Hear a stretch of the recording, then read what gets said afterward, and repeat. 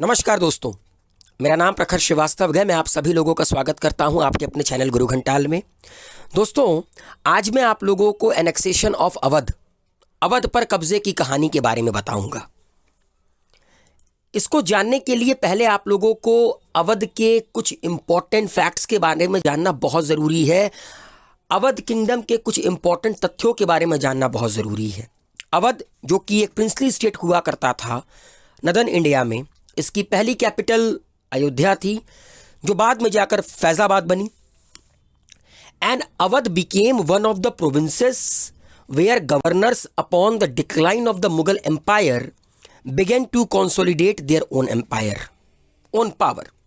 देखिए, पहले northern India पे मुगलों का राज हुआ करता था अंग्रेज़ों से आने से पहले। तो अवध उन प्रिंसली स्टेट्स में से एक था।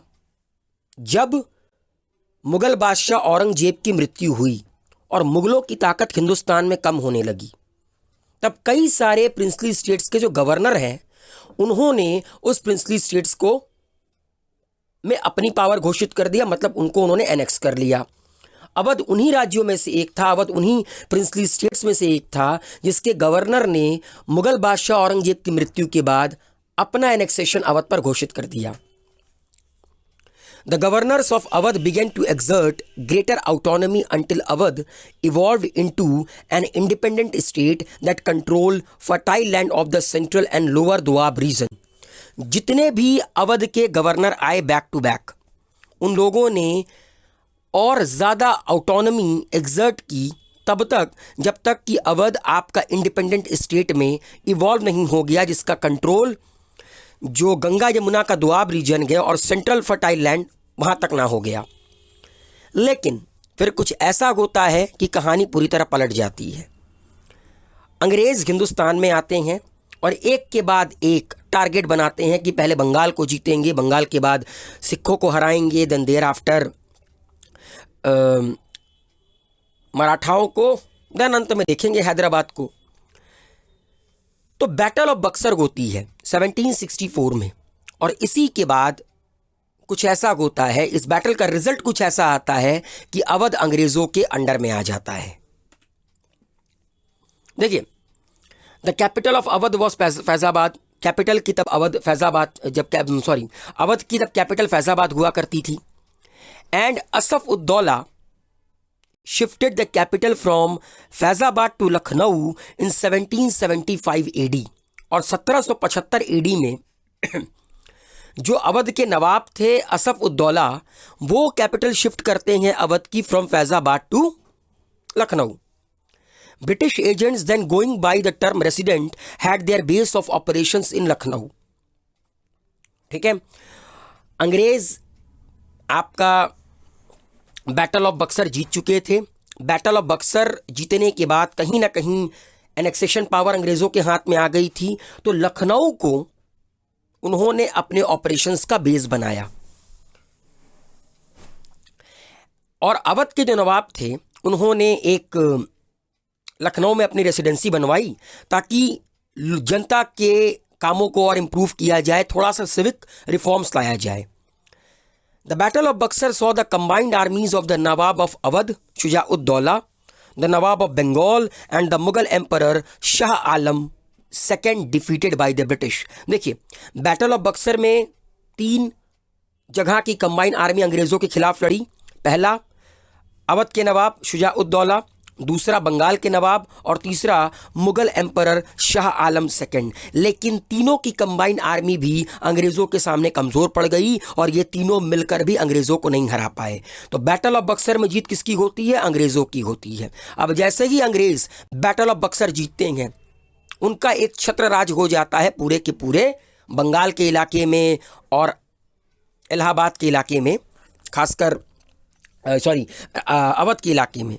और 1765 में एक ट्रीटी ऑफ इलाहाबाद साइन होती है, और इस ट्रीटी में क्या लिखा जाता है that the east India company would receive 50 lakh from Awadh. 50 lakh रुपए अवध को देने पड़ेंगे ट्रीटी ऑफ इलाहाबाद के अंडर। किसको? ईस्ट इंडिया कंपनी को, एज अ, क्योंकि आपने वॉर शुरू किया, आपको देना पड़ेगा, इंडेमिनिटी देनी पड़ेगी। In return both the parties were to help each other in case of war with any other power. और इसके बदले में अगर अवध को कभी ईस्ट इंडिया कंपनी की ज़रूरत पड़ेगी तो ईस्ट इंडिया कंपनी उसके साथ देगी, और अगर कभी ईस्ट इंडिया कंपनी को अवध की ज़रूरत पड़ेगी तो अवध उसका साथ देगा। ये भी इस शर्त का एक हिस्सा था। Wajid Ali Shah was the nawab of Awadh, but in May 1816 the kingdom of Awadh became a British protectorate. लेकिन 1816 आते आते जो अवध गए वो अंग्रेज़ों की कठपुतली बन गई। जो पूरा का पूरा किंगडम था उनमें अंग्रेज के बिठाए राजा बैठते थे, मतलब एक तरह का प्रोटेक्टोरेट हो गया, अंग्रेज ही उसकी प्रोटेक्शन करते थे। वाजिद अली शाह जो कि 1822 में अवध के नवाब थे और ये 10वें और आखिरी नवाब माने जाते हैं अवध के। अंग्रेज़ों ने वाजिद अली शाह को सिर्फ और सिर्फ ये कहकर कलकत्ता भेज दिया कि आपसे अवध नहीं संभाला जा रहा है, आपको एडमिनिस्ट्रेशन करना नहीं आ रहा है, इसलिए हम आपको हटाते हैं।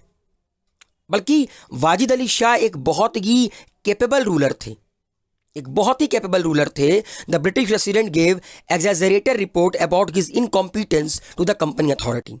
जितने भी वहाँ पर अवध में ब्रिटिश रेसिडेंट हुआ करते थे, अंग्रेजी बंदे हुआ करते थे, वो ईस्ट इंडिया कंपनी को लिख कर देते थे कि वाजिद अली शाह कुछ नहीं करते हैं, वाजिद अली शाह एक इनकॉम्पिटेंस इंसान है, इनके अंदर बिल्कुल हिम्मत नहीं है। और यही कारण के चलते ईस्ट इंडिया कंपनी ने वाजिद अली शाह को उनके पद से हटा दिया और कहा कि आप जाइए कलकत्ता, आपको एडमिनिस्ट्रेशन संभालने नहीं आ रही है, हाँ हम आपको पेंशन देते रहेंगे। और 7 फरवरी 1856 को लॉर्ड डलहौजी का एक संदेश आता है वाजिद अली शाह को कि डॉक्ट्रिन ऑफ लैप्स के अंडर हम आपके किंगडम को एनेक्स कर रहे हैं क्योंकि आपको रूल करना नहीं आता है। और वाजिद अली शाह को इन लोगों ने पद से हटा दिया और ये एक बहुत बड़ा कारण बना 1857 की क्रांति का। वाजिद अली शाह की बेगम हजरत महल ने इस चीज का विरोध करते हुए 1857 की क्रांति को लखनऊ से लीड किया और अवध के लोगों में बड़ा गुस्सा था कि उनके नवाब को बिना किसी कारण के, बिना किसी वैलिड रीजन के अंग्रेजों ने हटा दिया। और Awadh is like a primary school for Bengal army. Bengal army में मैक्सिमम अवध के लोग होते थे। जब उनको पता चला कि उनके नवाब को अंग्रेजों ने बिना किसी कारण के हटा दिया, उनके दिल में गुस्सा था और ये गुस्सा निकल कर आया 1857 में। अच्छा, एनेक्सेशन के बाद का क्या होता है? द लॉस ऑफ अवध, जैसा कि मैंने ये बताया, जैसे कि अवध गई भैया क्रांति स्टार्ट हुई। अब लोगों ने कहा अब तो हम शांत नहीं बैठेंगे, क्योंकि अंग्रेज जैसे ही अवध के अंदर घुसते हैं किसानों से कहते हैं बेटा ऐसा है, अब किसी तरह की छूट नहीं मिलेगी, इंडिगो उगाओ, ये करो वो करो, हमारे लिए काम करो, दैट्स इट। और रेवेन्यू चाहिए, भले तुम्हारा क्रॉप फेलियर हो जाए, मॉनसून फेलियर हो जाए, हमें घंटा फर्क नहीं पड़ता। जमींदारों से कहा बेटा तुम्हारी सारी की सारी पावर खत्म, अब सिर्फ तुम हमारे लिए इन किसानों से क्या करोगे, जमींदारी वसूल करोगे। ठीक है। और मतलब अवध का एक एक इंसान, चाहे वो किसी भी प्रोफेशन का हो, किसी भी गिल्ड का हो, अंग्रेजों से इतना परेशान हो गया था कि सबने इस क्रांति में अंग्रेजों के खिलाफ आवाज उठाई। और 5 जुलाई 1857 से लेकर 3 मार्च 1858 तक पूरे के पूरे अवध में रिबेल चला। इस रिबेल को अंग्रेजों ने बाद में क्रश किया। करीब करीब 18 महीने ये पूरा का पूरा कैंपेन चला। उसके बाद क्या होता है, जो 1857 की क्रांति खत्म होने के बाद अवध टेरिटरी को मर्ज कर दिया जाता है नॉर्थ वेस्टर्न प्रोविंसेस से एंड अवध से। After Awadh territory was merged with northwestern provinces, it formed the larger provinces of the northwestern provinces and Awadh. It was named the UP United Provinces of Agra and Awadh in 1902. आज जो ये present day का उत्तर प्रदेश है ना, ये पहले United provinces कहलाता था और ये यूनाइटेड प्रोविंसेस आपका north west frontier and Awadh को मिलाकर बनी और 1902 में इसका नाम पड़ा united provinces of Agra and Awadh.